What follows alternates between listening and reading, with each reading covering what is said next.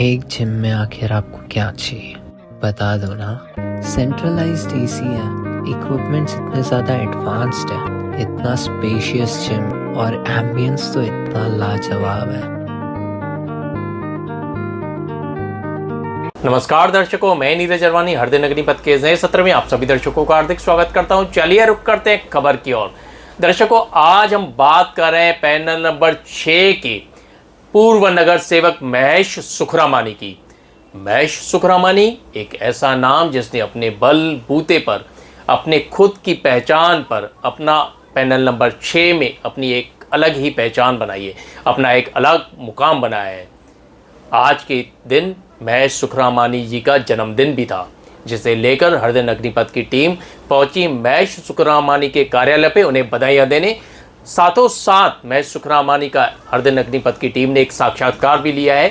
किस प्रकार आगे के उल्लासनगर मनपा के चुनाव में उनकी भूमिका रहेगी, क्या कहना है महेश सुखरामानी का, इन सब बातों पर आइए सुनते हैं। महेश जी, सबसे पहले हर दिन अग्निपथ के चैनल के माध्यम से आपको जन्मदिन की हार्दिक शुभकामनाएं हम लोग देते हैं। इसी तरह जिस तरह आप पैनल नंबर 6 में, वार्ड नंबर 35 में और पूरे उल्लासनगर में अब जैसे आपने अपनी काबिलियत का डंका बजाया है, उसी तरह आप अग्रसर रहें जनता की सेवा में, यही हम लोग कामना करते हैं। महेश जी, किस प्रकार आप इस, क्योंकि अब बहुत जल्द उल्लासनगर महानगर पालिका के चुनाव भी होने वाले हैं, तो इस विषय पर आज एक छोटी सी मुलाकात करते हैं, बात करते हैं उस सारे विषय पर। महेश जी, कैसे होगा, क्या तैयारियां रहेंगी पैनल नंबर 6 में महेश सुखरामानी की, किस प्रकार से वो आने वाले उल्लासनगर महानगर पर चुनाव लड़ेंगे? सबसे पहले तो आपका बहुत बहुत धन्यवाद। मेरे जन्मदिन के मौके पर आपने मुझे शुभकामनाएं दी और इस दिन पर मेरी भावनाएं मेरे वार्डवासियों तक और मेरी शहरवासियों तक पहुंचाने का कार्य आप जो कर रहे हैं, उसके लिए मैं आपका अभिनंदन करना चाहता हूं। वार्ड में जिस प्रकार हमने विधानसभा चुनाव में लीड ली है और पब्लिक ने हमें जो प्यार दिया है, तो वो बूथ में जो वोटों की गिनती है वो ही बताती है। और हमारे वार्ड में हमने लीड ली है, तो आगे भी इसी प्रकार जनता का प्यार हमें मिलता रहेगा। हमारे काम की वजह से और हमारे जो 20 साल की मेहनत है भारतीय जनता पार्टी की विचारधारा की, देश के प्रति समर्पित, और केंद्र और राज्य सरकार की जो हमारी ये योजनाएं हैं, जिस प्रकार लाडकी बहन योजना द्वारा हमने अपने वार्डवासियों और बहनों को लाभान्वित किया, उसी प्रकार बहुत सी जो योजनाएं हैं हम वार्डवासियों को प्रोवाइड करते हैं और उनके द्वारा ही हमें उनके आशीर्वाद स्वरूप वो हमें वोट देते हैं। मैं ऐसा समझता हूँ। महेश जी, आज हम लोग अतीत में चलते हैं, महेश सुखरामानी जी के अतीत में चलते हैं। महेश सुखरामानी का कोई भी ऐसा जो राजनीतिक ग्राउंड, जिसे हम पॉलिटिकल ग्राउंड बोलते हैं, एक राजनीतिक आपकी कोई पृष्ठभूमि थी नहीं। उसके बाद निरंतर अपने पैनल से जीत के आना, क्या अपने आप में आपको नहीं लगता ये एक बड़ी बात है? क्योंकि आपके विरोधी भी बहुत हैं महेश जी। नीरज जी, मैं तो सबसे पहले आपको बता दूं, इसमें करेक्शन है, मैं 2 दफ़ा जीता हूं, ये तीसरा मेरा चुनाव था। एक दफ़ा मेरी हार हुई थी और मेरा लेकिन काम निरंतर चालू है वार्ड में, और सिंधी समाज से भी जुड़ा होने की वजह से जो विचारधारा की लड़ाई में हम लोग आगे रहते हैं, हमारी पॉजिटिविटी जो रहती है और काम के प्रति समर्पण भावना जो है, वो हमें जनता प्यार स्वरूप हमको देती है। और राजनीतिक पृष्ठभूमि तो पहले भी हम लोग उठते बैठते थे, लेकिन मैं सक्रिय राजनीति में नहीं था। ये है 2007 में मुझे पहले भारतीय जनता पार्टी ने मौका दिया, तो मैं चुनाव में जीत के आया और अभी तक भारतीय जनता पार्टी का एक कार्यकर्ता के रूप में कार्य कर रहा हूँ। ये मेरे लिए बहुत बड़ी। महेश जी, जब आपने पहली बार चुनाव लड़ा था, मुझे याद है उस वक्त इस वार्ड को आदर्श वार्ड का दर्जा मिला हुआ था। आपने उस वक्त के एक ऐसे धुरंधर नगर सेवक को हार कर बाजी मारी थी, जिसने वार्ड के लिए उस वक्त वो उप महापौर भी थे। ऐसे वक्त में उस वक्त जीत कर आना अपने आप में काफ़ी बड़ी बात मानी जाती थी। तो क्या ये निरंतर प्रयास चालू रहेगा? कहीं ना कहीं आपको लगता है कि विरोधी अब आपके ऊपर हावी होते जा रहे हैं? मुझे लगता है विरोधियों को मैं धन्यवाद कहना चाहूँगा कि उनके जो विरोध के वजह से ही मेरा काम आगे बढ़ता है और मेरे को जो चीज़ें उनसे इंस्पायर होकर मिलती है, जो मुझे ऐसा लगता है कि अगर राजनीति में विरोध न हो तो भी अच्छा नहीं है। उनकी विरोध की वजह से ही हमारे में नम्रता आती है। मुझे लगता है कि वो अपना कार्य करे, मैं अपना कार्य करता हूँ और इस बारे में मैं समझता हूँ आज मेरे जन्मदिन के शुभ अवसर पर हम ज़्यादा उस पर बात ना करें, लेकिन मेरी किसी से कोई शिकायत नहीं है। देखिए, राजनीतिक विरोधाभास सभी में रहता है। वो अपनी पार्टी का काम कर रहे हैं, मैं अपना काम कर रहा हूँ, तो ये रूटीन है। विरोधी अपना जो भी उनको बोलना है और लोकतंत्र है। आप किसी के बारे में जो आपके विचार है आप बोल सकते हैं, इसमें कोई मैं जी जैसे कि आपने कहा कि आज आपका जन्मदिन है तो उस विषय पे ज़्यादा बात न करते हुए अब बातें करते हैं विकास की। मैं जी विकास को किस प्रकार से गति देंगे मैं शुक्र अमानी, क्योंकि अब फिर से महानगर पालिका के चुनाव हो रहे हैं।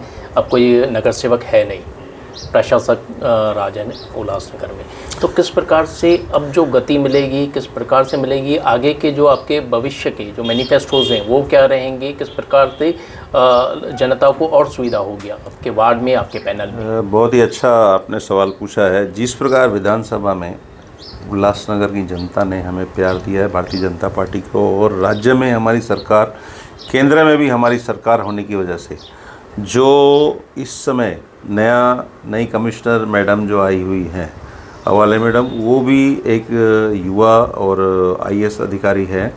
तो जो भी हमारे काम रुके हुए हैं, अभी शहर में लगभग 40 करोड़ के काम के वर्क ऑर्डर हैं और 400 करोड़ का भू गटर का जो काम चालू है, बुआरी गटर का जो काम चालू है, उसमें पूरे शहर में जो वो जितने जैसे ही पूरा होगा, वो बरसात के पहले कैसे भी करके पूरा करना है, जैसे ही पूरा होगा तो आपको काम दिखना शुरू होगा, क्योंकि वो भी मूलभूत सुविधाओं में बहुत ज़रूरी है। क्योंकि हमारे जो नल निकासी की व्यवस्था थी वो बहुत पुरानी थी, वो चरमरा गई थी। अगर उसको भी ठीक करना है तो ये काम करना ज़रूरी है।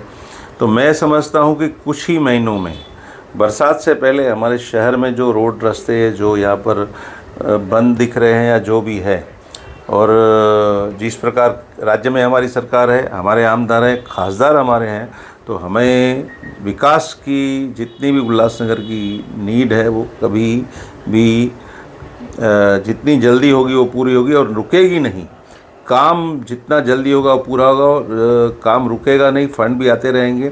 और मैं समझता हूँ कि अगर जल्दी चुनाव होते हैं महानगर पालिका के और लोकल बॉडी बनती है, तो जो रोड कटिंग के विषय है, प्रशासक राज में कुछ निर्णय नहीं हो रहे हैं, लेकिन जैसे ही हमारी महानगर पालिका की बॉडी बनती है, अगर नगर सेवक सही स्थान पे बैठते हैं, तो भारतीय जनता पार्टी का अगर महापौर होगा ही होगा, जिस प्रकार है हमारी युति का ही महापौर होगा, ऐसा मैं कहना चाहूँगा।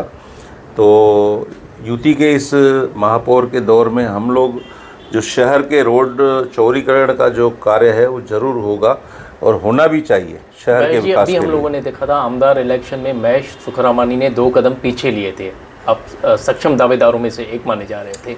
तो ऐसा माना जाए कि आने वाले जो उल्लासनगर महानगर पालिका के चुनाव होंगे उसमें महापौर के पद पर विराजमान होने की जो आशंका है वो सिद्ध हो सकती है। महेश सुखरामानी का सपना सच हो सकता है। भारतीय जनता पार्टी में ये बहुत ही सभी को मौका रहता है और सभी अपनी इच्छाएं व्यक्त कर सकते हैं, लेकिन उस समय की जो परिस्थिति होगी, जो दावेदारी होगी, मैं अभी कुछ नहीं बोल सकता हूँ, लेकिन दावेदार रहेंगे महेश सुखरामानी। लेकिन देखिए, राजनीति हमेशा संभावनाओं का खेल रहता है और उम्मीदें सबको रहती है और हर कोई चाहता है कि आगे बढ़े। तो भारतीय जनता पार्टी में ये मौका ज़्यादा रहता है और हमारी परिवारवादी पार्टी नहीं है, हमारी कार्यकर्ताओं वाली पार्टी है, तो किसी को भी मौका मिल सकता है, कोई भी आगे आ सकता है। ये हमारे भारतीय जनता पार्टी में सबसे बड़ी अच्छी बात है। आखिर में महेश जी अपने पैनल नंबर 6 के वार्ड वासियों को, पैनल नंबर 6 के वासियों को महेश सुखरामानी क्या कहना चाहेंगे? सबसे पहले तो मैं आपको धन्यवाद कहना चाहूँगा कि आज मेरे जन्मदिन के शुभ अवसर पर सभी लोगों ने मुझे जो आशीर्वाद प्यार दिया है उसके लिए मैं, क्योंकि जब हम लोग आए थे तो काफ़ी सारे आपके पैनल के लोग आपके ऑफिस के बाहर आपका इंतज़ार कर रहे थे, काफ़ी सारे मिल भी रहे थे, काफ़ी सारी लोग मिलने की उत्सुकता जता रहे थे, इसीलिए ये सवाल मैंने आपसे पूछा। तो वही उसी बात पे आ रहा हूँ, उसके लिए मैं उनका धन्यवाद भी कहता हूँ, आभार भी मानता हूँ। हमेशा उन्होंने मुझे अपने भाई और बेटे से सही सरीका माना है और हमेशा उसी तरह मुझे उन्होंने प्यार और सम्मान दिया है, तो मैं उनका बहुत बहुत आभार मानता हूँ। और जिस प्रकार पूरे देश में पर्यावरण के निमित्त प्लास्टिक की चीज़ें, प्लास्टिक की पन्नियाँ नहीं वापरने का जो निर्णय महानगर पालिका और राज्य शासन ने लिया है, तो मुझे लगता है कि आम जनता के सहकार के बिना ये कार्य पूरा नहीं होगा। तो जितना हो सके आप इन चीज़ों से परहेज करें, तो हमारा शहर को अगर अच्छा करना है तो ये हमारे हाथ में है।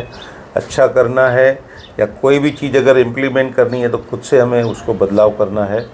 तो ये अगर आप मेरी विनती स्वीकार करते हो तो मुझे लगता है कि आने वाले कुछ दिनों में हमारा उल्लासनगर प्लास्टिक मुक्त हो जाएगा। हृदय नगरीपथ से बातचीत करने के लिए धन्यवाद महेश जी। धन्यवाद, बहुत बहुत आपका भी आभार। Thank you.